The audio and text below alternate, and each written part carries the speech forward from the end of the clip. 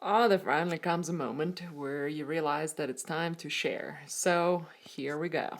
Выехала я сегодня по направлению к озеру Титикака, в город Пуно. Не знаю, доеду, не доеду сегодня, но буду проезжать красивые места. И сегодня я одна путешествую. Это мое такое первое вообще соло-путешествие. So it is Peru, day 457. This is a ride from Pisac in the Sacred Valley to Puno on the Lake Titicaca on Peru-Bolivian border. The way to Puno is about 400 kilometers. It takes about 7 to 8 hours of a beautiful ride. You get to see the fields of quinoa and kiwicha along the way, and it's just a beautiful ride because the mountains are still green after the rainy season. So it's just a breathtaking ride. I think it's actually the only way out of the Sacred Valley, out of the Cusco Valley, which is straight. Because normally you just go super curvy roads, very difficult riding on them, which makes going pretty slow too.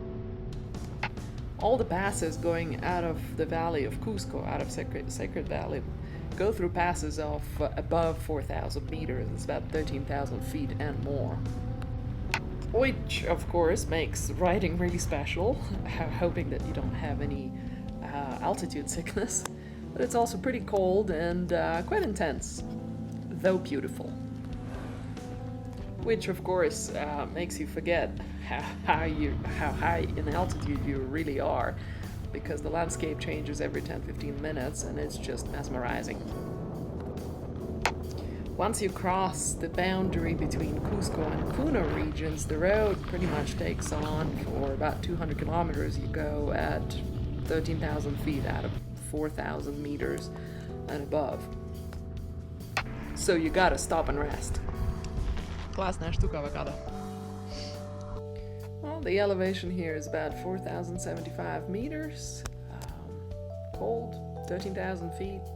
Llamas, beautiful views. I had to stop for a little snacky.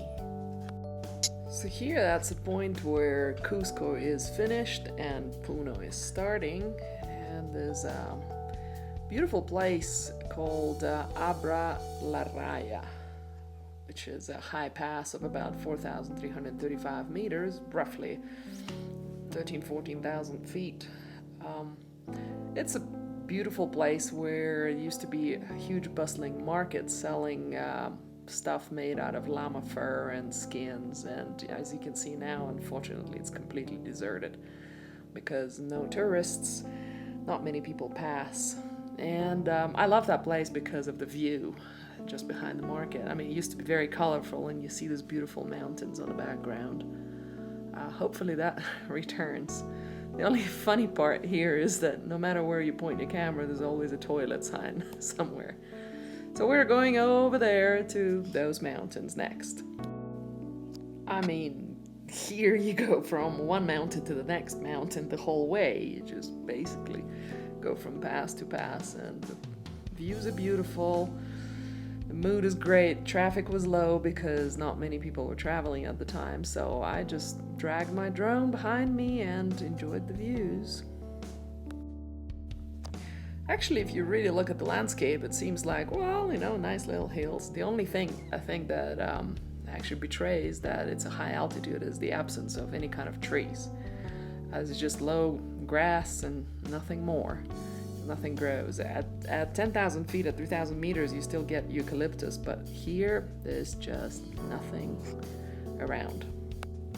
Well, that's about how beautiful this trip was. I got to Puno the same night, and in the morning I was met by a gorgeous sunrise. And more about Puno I'll be telling you in the next parts of this video, hopefully soon. Puno is a touristy place, unfortunately empty now. Being right on the border with Bolivia and being the Lake Titicaca center, of course it was always bustling with people. This time, because of pandemic, pretty desolate, but it made it quite nice to roam around the streets with not having too many people around. And I guess I'll show you more of that in the next videos, so Thank you and see you soon. Bye.